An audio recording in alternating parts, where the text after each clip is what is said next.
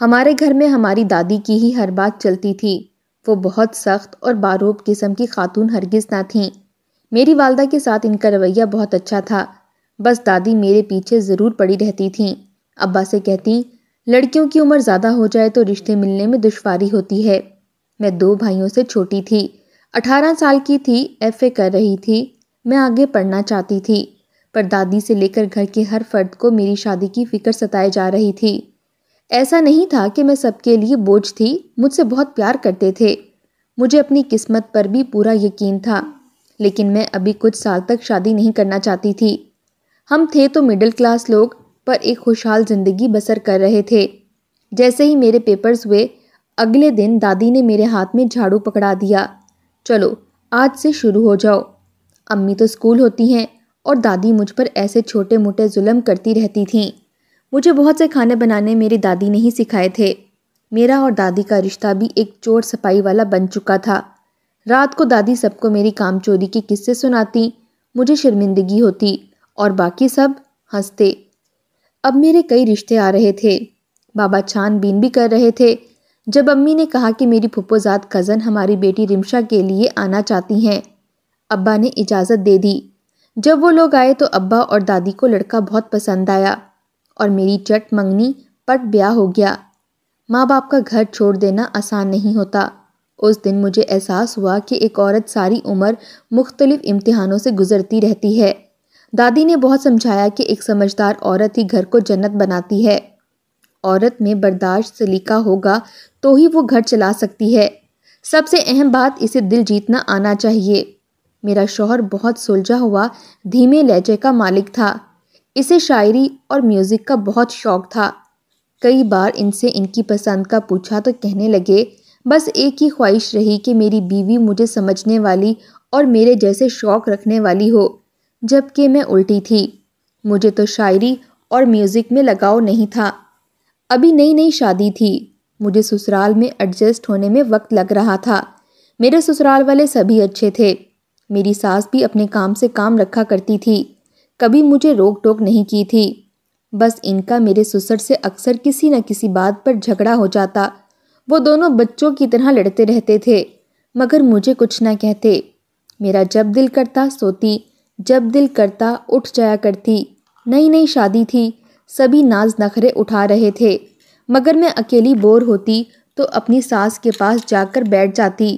وہ مجھ سے بہت سی باتیں کیا کرتی تھیں، لیکن میں دیکھ رہی تھی کہ میرا شوہر مجھ سے خوش نہیں لگتا تھا۔ وہ ہر وقت کسی کتاب میں یا میوزک میں گم رہتا۔ میں بات کرنے کی کوشش بھی کرتی تو بس ہاں میں ہی جواب دیتا۔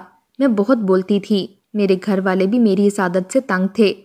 میری شادی کو 3 ماہ چل رہا تھا جب ایک دن میں نے اپنے شوہر سے کہا کہ میں آپ سے کوئی بات کرتی ہوں، آپ ہوں ہاں میں جواب دیتے ہیں، کیا میرا بولنا اچھا نہیں لگتا؟ میرا بھی دل چاہتا ہے کہ آپ میرے ساتھ لمبی لمبی باتیں کریں، مجھے گھمانے لے جائیں، بلکہ کل میرے ساتھ مارکیٹ چلیں، مجھے شاپنگ بھی کرنی ہے، اور آپ کو تو ذرا خیال نہیں کہ بیوی کو کہیں باہری گھمانے کے لیے لے جاؤں۔ میں اپنی دھن میں بولی جا رہی تھی جب میرے شوہر نے کہا کہ پلیز چپ ہو جاؤ، تمہاری ہر وقت کی یہ ٹر ٹر سے میں تنگ آ گیا ہوں۔ وہ خاصی اونچی آواز میں چلا رہے تھے اور میں ان کی شکل دیکھ کر حیران رہ گئی۔ میرے دل کو کچھ ہوا تھا۔ میں نے خود کو نارمل ظاہر کیا اور اپنے شوہر سے کہا کہ اچھا سوری، اب نہیں بولتی۔ وہ کہنے لگے کہ نہیں بولو، تم اور بھی چیخ کر بولو، مجھ پر یہ احسان کرنے کی ضرورت نہیں، تم نے میری زندگی جہنم بنا کر رکھ دی ہے، تمہارے ساتھ کیا بات کروں؟ مجھے تمہاری طرح بکواس فلموں اور ڈراموں کی کہانیاں نہیں آتیں۔ میرے شوہر کو پتہ نہیں کسی بات کا غصہ تھا۔ اماں ابا نے جلدی جلدی شادی کر دی تھی، ابھی تو میری عمر صرف 20 سال تھی۔ میرے شوہر نے اس دن میرے دل کے کئی ٹکڑے کر دیے تھے۔ ہر ٹکڑے میں مجھے ایک الگ عکس نظر آنے لگا تو میرے کان سائیں سائیں کر رہے تھے، بھلا وہ ایسا کیوں بول رہے ہیں؟ میرے شوہر کو تو ایک آئیڈیل لڑکی چاہیے تھی، لیکن میں تو بھول گئی تھی کہ میں ان کی آئیڈیل لڑکی نہیں ہوں۔ میرا شوہر اپنے دل کی بھڑاس نکال کر جا چکا تھا۔ میں پوچھنا چاہتی تھی کہ اگر ان کو میں پسند نہیں تھی تو مجھ سے شادی کیوں کی تھی؟ مجھے بہت رونا آ رہا تھا۔ اپنی ساس سے اجازت لے کر میں میکے آ گئی۔ گھر پر بس دادی تھی۔ دادی کے گلے لگ کر میں روتی رہی، ان کو سب بتانے لگی۔ وہ چپ چاپ مجھے سنتی رہیں، پھر بولی کہ بیٹی، گھر بنانا آسان نہیں ہوتا اور اس سے بھی مشکل اپنے شوہر کے دل میں جگہ بنانا ہوتا ہے۔ ضروری تو نہیں کہ وہ کسی لڑکی کو پسند کرتا ہو، یہ بھی تو ہو سکتا ہے کہ وہ چاہتا ہو کہ اس کی بیوی اس کی ہم خیال ہو، اس کو سمجھنے والی ہو، اس کی بات کو سننے والی ہو۔ تم اس کا دل جیتنے کی کوشش کرو، اس کو اپنی عادت ڈالو، اور پھر دیکھنا وہی شوہر جو تم سے بات کرنا پسند نہیں کرتا ہر وقت تمہارے آگے پیچھے گھومے گا۔ میں دادی کی باتوں سے مطمئن ہو چکی تھی، اس لیے اگلے روز واپس سسرال آ گئی۔ دادی کے ہر مشورے پر عمل شروع کر دیا تھا، لیکن دل میں پھر بھی کہیں ملال تھا۔ جب جب شوہر کی باتیں یاد آتی میرا دل رونے لگتا۔ میں ساس سے ملنے کمرے میں گئی تو میرے شوہر میری ساس کو کہہ رہا تھا، امی، رمشا صرف FA پاس لڑکی ہے، اسے کسی بات کا بھی پتہ نہیں۔ آپ نے ایک کم عمر بچی کو میرے پلو سے باندھ دیا ہے۔ میں آپ کی اولاد ہوں، آپ کو میری پسند، میری سوچ تو دیکھنی چاہیے تھی نا۔ مجھے اس وقت لگا تھا کہ آپ میرے مزاج کے مطابق لڑکی چنیں گی، لیکن انتہائی دل سوزی سے کہتے کہتے میرے شوہر نے بات ادھوری چھوڑ دی۔ میری ساس نے کہا کہ تم نے مجھے ڈرا دیا تھا، میں تو کچھ اور ہی سوچ رہی تھی۔ اصل میں بیٹا، رمشا کی ماں کا مجھ پر ایک احسان ہے، اور میں اس کا وہ احسان کبھی نہیں اتار سکتی۔ اور رمشا اگر کم پڑھی لکھی ہے تو کیا ہوا، تم خود اسے پڑھا لو، اسے وقت دو، اسے سمجھاؤ، ابھی وہ کم عمر ہے، تم جیسے چاہو گے ویسے ہی ڈھل جائے گی۔ اور میاں بیوی ایک جیسی تعلیم سے تھوڑی گھر بناتے ہیں، اس کے لیے تو عورت میں سلیقہ، برداشت، خلوص ہونا چاہیے، اسے رشتوں کا احترام آتا ہو۔ تم اس کی ہر خامی کو چھوڑ کر ایک نظر اس کو محبت سے دیکھو، اور پھر اس کی خوبیوں کو دیکھو۔ میرا شوہر سر جھکائے بیٹھا تھا، اور میرے دل میں میری ساس کا رتبہ بلند ہو چکا تھا۔ میری اماں بھی مجھے یہی کہتی تھی کہ تمہاری ساس بہت اچھی ہے، تمہارے ساتھ کوئی ظلم نہیں ہونے دے گی، کیونکہ اس کے ساتھ بہت ظلم ہوئے ہیں، وہ ایک ٹوٹی ہوئی عورت ہے، اسے جتنا پیار دو گی وہ اس سے زیادہ تمہیں پیار دے گی۔ پتہ نہیں میری ماں کا کون سا احسان تھا جس کا میری ساس میرے شوہر سے ذکر کر رہی تھی، کبھی اماں نے تو بتایا نہیں تھا۔ خیر، میرے شوہر کا رویہ اس دن کے بعد بہت بدل چکا تھا۔ ایک روز میری رضامندی سے مجھے کالج لے گئے اور میرا ایڈمیشن کروا دیا۔ وہ اب شرمندہ بھی تھے اور میں نخرے دکھا رہی تھی، مگر میں ان کا ہر کام خود کرتی، جیسے جیسے دادی نے سمجھایا تھا اسی پر عمل کرتی، اور دیکھتے ہی دیکھتے میرا شوہر میرے قریب ہونے لگا تھا۔ ان کو ہر بات یاد دلاتی تو وہ معافی مانگتے رہ جاتے۔ آنے والے دنوں میں جان گئی تھی کہ میرے شوہر بہت اچھے ہیں، صرف مزاج کے ذرا گرم ہے۔ میرا ایک دیور اور ایک نند بھی تھی جس کی شادی ہو چکی تھی، وہ بھی اچھی تھی پر غصے کی تیز تھی، آئے دن اس کی اپنے شوہر سے لڑائی ہوتی رہتی تھی۔ میری نند کا شوہر بالکل اچھا نہیں تھا، خباثت اس کے چہرے سے ٹپکتی تھی۔ ان دونوں کی محبت کی شادی تھی، مگر اب دونوں کے درمیان بات طلاق تک پہنچ چکی تھی۔ میری شادی کو 1 سال ہونے والا تھا۔ کئی بار نند کا شوہر ہمارے گھر آ چکا تھا، اس کا مجھے گھور گھور کر دیکھنا مجھے بالکل اچھا نہیں لگتا تھا۔ عورت مرد کی بری نگاہ بہت جلد ہی پہچان جاتی ہے۔ میں کالج سے آتی سیدھا اپنے کمرے میں چلی جاتی۔ میں دن رات محنت کر رہی تھی، میرا شوہر مجھے خود پڑھا رہا تھا، مجھے اپنی زندگی ایک خواب لگ رہی تھی۔ انہی دنوں میرے شوہر کی دوست کی شادی تھی، شوہر اکیلا ہی شادی پر گیا ہوا تھا۔ اچانک مجھے کسی انجان نمبر سے کال آنے لگی، کوئی لڑکا تھا اور بولا کہ رمشا، میں تمہیں بہت پسند کرتا ہوں، میں جانتا ہوں کہ تم بھی اپنے شوہر سے تنگ ہو، تم چاہو تو ہم یہاں سے بھاگ چلتے ہیں، میں تمہارے جواب کا انتظار کروں گا۔ یہ کہہ کر اس نے فون بند کر دیا۔ میری حالت غیر ہو گئی تھی، میں تو اپنے شوہر کے ساتھ بہت خوش تھی، میں کہ جانا بھی کم کر دیا تھا۔ اب تو میرے موبائل پر روز ایسے پیغامات آنے لگے، میں گھبرا گئی تھی، اپنے شوہر کو بتاتے ہوئے بھی ڈر لگ رہا تھا۔ میں نے تو کالج میں بھی اپنا نمبر کسی کو نہیں دیا تھا۔ میں مینٹلی ڈسٹرب رہنے لگی تھی۔ میرا شوہر بھی میری حالت کو نوٹ کر رہا تھا، 1-2 بار پوچھ بھی چکا تھا۔ میں خوف زدہ رہنے لگی تھی، کئی دن موبائل فون بند رکھتی، میں بہت پریشان ہو چکی تھی۔ ایک دن موبائل فون آن کیا تو پھر کسی نمبر سے کال آ گئی۔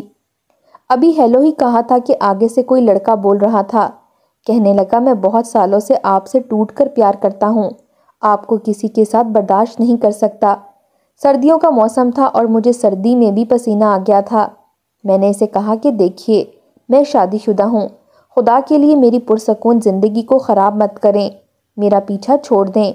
میں فون بند کر چکی تھی، لیکن میں یہ نہیں جانتی تھی کہ میری ساری باتیں میرا شوہر سن چکا ہے۔ کئی دن سے میرے شوہر کا رویہ میرے ساتھ سرد ہو چکا تھا۔ میرے BA کے امتحان ہونے والے تھے۔ میرے شوہر نے کہا کہ کوئی ضرورت نہیں کالج جا کر دل بہلانے کی، گھر بیٹھو، گھر سنبھالو۔ لیکن میں بحث کرنے لگی کہ میں نے بہت محنت کی ہے، آپ تو خود چاہتے ہیں کہ میں بہت سا پڑھوں۔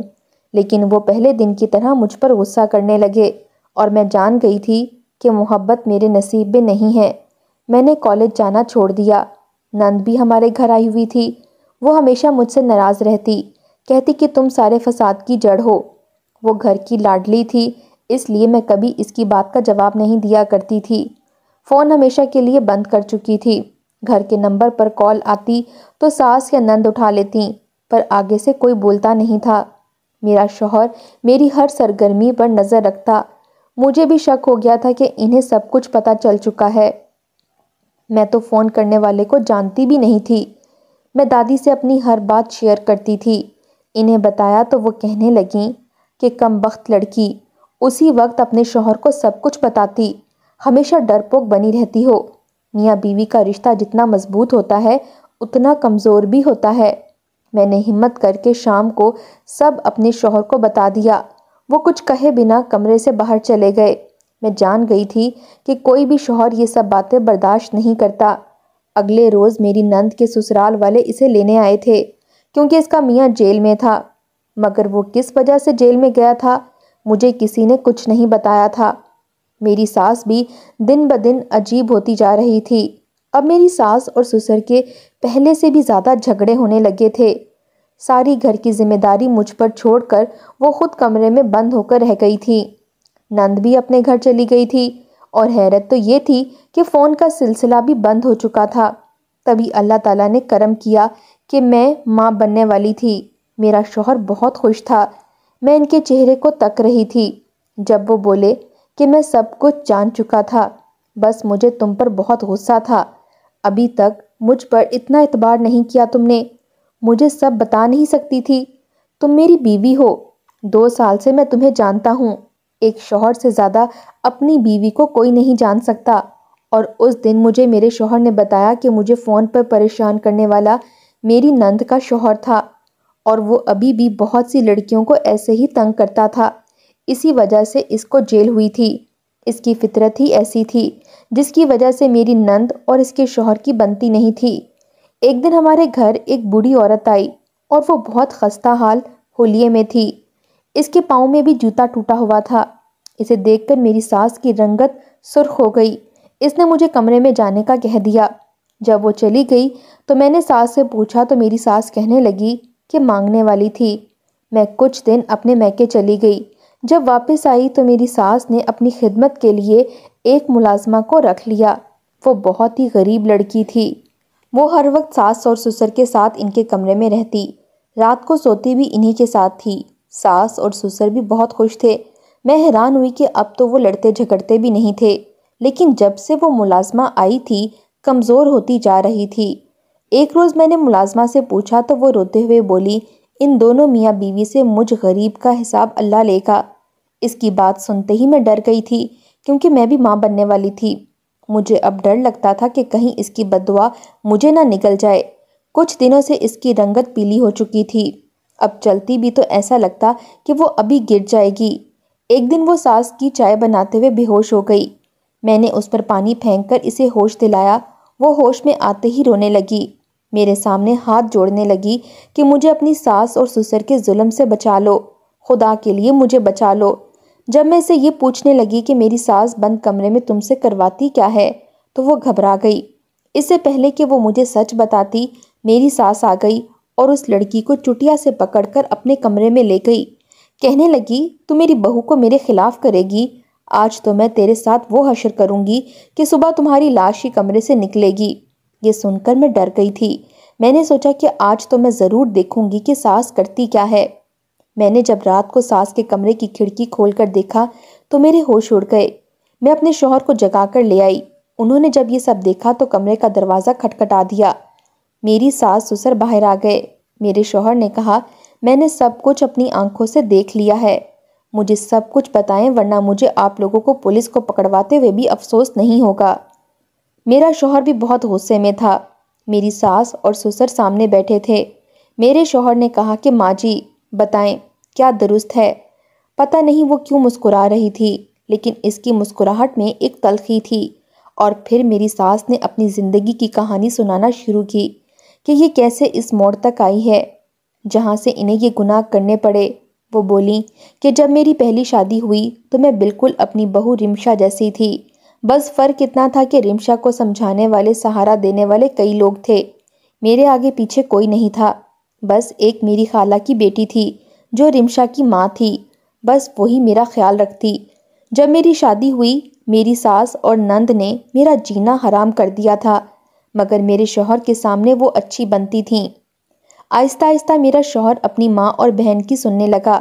میں جب اپنے شوہر کے لیے تیار ہوتی تو میری نند جان بوجھ کر میرے کپڑوں پر کبھی سالن گرا دیتی تو کبھی آگ لگانے کی کوشش کرتی۔ ایک بار میں ماں بننے والی تھی، ڈاکٹر نے مجھے بیڈ ریسٹ بتایا، پر میری نند جان بوجھ کر مجھ سے کام کرواتی، میرے بنائے کھانے کو ضائع کر دیتی، کبھی کھانے میں جان بوجھ کر بال کاٹ کر پھینک دیتی، مرچ ڈال دیتی۔ میں سب کچھ اپنے شوہر کو بتاتی پر وہ یقین نہیں کرتے۔ ان پر تعویذوں کا اثر تھا۔ میرا شوہر ہر وقت گمسم رہتا تھا۔ اپنی ساس اور نند کے ظلم سے میں دن بدن کمزور ہونے لگی تھی۔ میرا حمل ضائع ہو گیا تھا۔ ہر عورت کو اپنے پہلے بچے سے بہت محبت ہوتی ہے، پر میرے بچے کو میری نند نے مار ڈالا تھا۔ جب اپنے شوہر کو سب بتایا، انہوں نے مجھے بہت مارا اور کہا کہ ان کی ماں اور بہن پر الزام لگاتی ہوں۔ انہوں نے کہا کہ میں تم سے شادی کر کے پچھتا رہا ہوں۔ میرے دکھ سننے والا کوئی نہیں تھا۔ میری نند پاس کھڑی ہنستی رہتی تھی۔ کبھی کبھی تو مجھے وہ ایک ذہنی مریضہ معلوم ہوتی تھی۔ میں اپنا گھر چھوڑ کر کہاں جاتی؟ میرا تو اس دنیا میں بھی کوئی نہیں تھا۔ کچھ سال ایسے ہی گزرے۔ ایک دن میری ساس اور نند نے مجھے اسٹور میں بند کر دیا اور وہاں ایک لڑکے کو بھیج دیا۔ اسی وقت میرا شوہر گھر آ گیا۔ میں دوبارہ ماں بننے والی تھی۔ میرے شوہر نے میرے بچے کو ناجائز کہہ کر مجھے گھر سے دھکے دے کر نکال دیا۔ مجھے اپنی بہو رمشا کی ماں نے پناہ دی تھی۔ اس نے دن رات اپنے سسرال والوں کی کڑوی باتیں سنی پر مجھے کبھی محسوس نہیں ہونے دیا، میرا پورا ساتھ دیا۔ میرے ہاں بیٹا پیدا ہوا جو تم ہو۔ میری ساس نے میرے شوہر کی طرف اشارہ کیا تھا۔ اس سے اگلے دن میرا شوہر مجھے لینے آ گیا۔ اس نے مجھ سے معافی مانگی۔ اسے سب کچھ پتہ چل گیا تھا۔ میری نند کسی لڑکے کے ساتھ گھر سے بھاگ رہی تھی۔ میرا شوہر رو رو کر معافیاں مانگتا رہا اور میں نے اپنی اولاد کے لیے اسے معاف کر دیا۔ کچھ دنوں بعد میرے شوہر نے اپنی بہن کے صدمے میں خودکشی کر لی تھی اور میری ساس بھی اپنے جوان بیٹے کی موت پر زندہ نہیں رہی تھی۔ میں ایک بار پھر سے اکیلی ہو گئی تھی۔ عدت مکمل ہونے کے بعد میں نے اولاد کی خاطر دوسری شادی کر لی، پر میں پہلے جیسی نہیں رہی تھی۔ میں اندر سے مردہ ہو چکی تھی۔ میرا دوسرا شوہر میرا بہت خیال رکھتا تھا۔ وقت گزرتا رہا اور میرے 3 بچے ہو گئے اور پھر وقت کے ساتھ سب جوان ہو گئے۔ جب کچھ ماہ پہلے ایک عورت جو میری نند تھی، جو گھر سے بھاگ گئی تھی، ہماری دہلیز پر آئی اور اس نے میرے سامنے ہاتھ جوڑ کر مجھ سے معافی مانگی اور کہا کہ میں اس کی بیٹی کو پناہ دے دوں۔ اس نے جس کے ساتھ بھاگ کر شادی کی تھی وہ ایک نشائی اور جواری تھا۔ بیٹی جوان ہونے والی تھی اور اسے خطرہ تھا کہ اس کا شوہر اپنی بیٹی کو بیچ دے گا۔ اس نے مجھے پہلے شوہر کا واسطہ دیا اور میں نے اس لڑکی کو ملازمہ بنا کر رکھ لیا، اور جسے تم ملازمہ سمجھتی ہو یہ تم لوگوں کی اس پھپھو کی بیٹی ہے جنہوں نے مجھے آدھا پاگل بنا دیا تھا۔ مجھے اس عورت سے اتنی نفرت ہے کہ میں اسے کبھی معاف نہیں کر سکتی۔ اس نے جو کیا ہے اسے کہیں زیادہ سزا اس کو ملی ہے، اور جو میرے ساتھ ہوا اس کو میں کبھی بھول نہیں پاؤں گی۔ میرے زخم پھر سے تازہ ہو گئے تھے۔ میں نے اس لڑکی پر ظلم کرنے شروع کر دیے تھے۔ ساری رات اسے سونے نہیں دیتی، اپنے شوہر کی اور اپنی ٹانگیں دبواتی ہوں۔ جب بھی اسے نیند کا جھونکا آتا تو میں اس کے منہ پر تھپڑ دے مارتی، جس سے اس کی ویسی حالت ہو گئی جیسے کبھی میری ہوتی تھی۔ میں جب جب اس لڑکی کو دیکھتی ہوں مجھے وہی عورت نظر آتی ہے۔ اب اس کی ماں مجھ سے معافی مانگنے آتی ہے۔ چند دن پہلے اس کے شوہر نے اس کو مار دیا اور خود جیل چلا گیا۔